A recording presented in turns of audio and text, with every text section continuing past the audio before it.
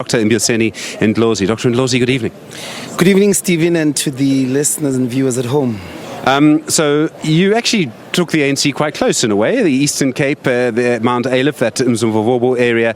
But Jessie Duarte, you heard her just say a moment ago, it's an ANC stronghold. They got 11 votes, you got 8. Well, first of all, I want to thank our people for having given us confidence by voting for the EFF in the Eastern Cape in Mzimvovo. It's really a vote that we don't take lightly.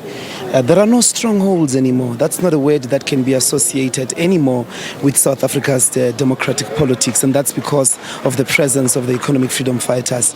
I think it's going to be a neck-to-neck like that. We're taking them on. Every street, every VD, every ward, every region and every province, we're taking them on like that. But most importantly, we thank the people of South Africa, particularly those 11 voters there in Mzimvobo, for giving it to the EFF. All right, lots of conversations around turnout. Does a high turnout help you or hurt you? I mean, various people have various views on this. Some of the political sort of analysts I've spoken to, some of the people who are much better at maths than I am, suggest that, a high turnout helps a governing party. Some people say it actually goes the other way. How do you see it? I don't know that there is supporting evidence for this conceptualization, because the average turnout of votes in South Africa is 74, 73, 71 in the past 6 elections, at least national and provincial elections. And then 2016, the turnout was 58%, and in the local government elections before that, it was 55%. It didn't work for the ANC. I'm not sure where that theory comes from. It could be one of those either media incompetence in properly conceptualizing issues in public discourse, or just ANC propaganda. 71, 72, 73% is an average turnout. We haven't been in an 86% that was in 1994. And if you go there, the ANC didn't have about 2 provinces. So I'm not sure where that theory comes from.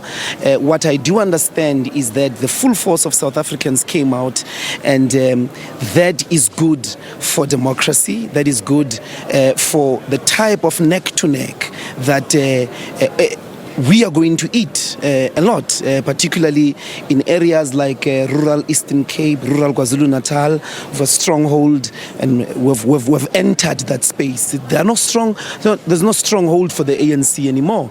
Those days are gone. And then there's been a few questions around the integrity of the process, quite a strong response to that from the Electoral Commission. For the moment, are you satisfied? Obviously, you're still waiting for all your party agents to report back. You've got to wait for the counting to finish. For the moment, are you happy? Look, I think that there is firstly a very worrying issue that the IEC has been extremely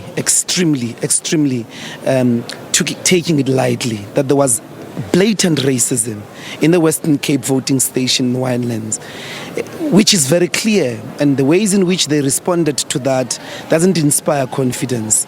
That you could accept the coincidence that all white voters were not registered in that voting station, all black voters were registered in that voting station. They should zoom in, deal decisively with racial discrimination, not at this hour of South Africa's democratic life. That's the first important point, because we're not comfortable with racism. Black people should be able to freely move anywhere in South Africa. The second part is a rather laissez-faire attitude to this question of double voting, and the fact that there's not been a tight control of movements of people across provinces, across VDs, and they're in denial about the fact that their ink is removable.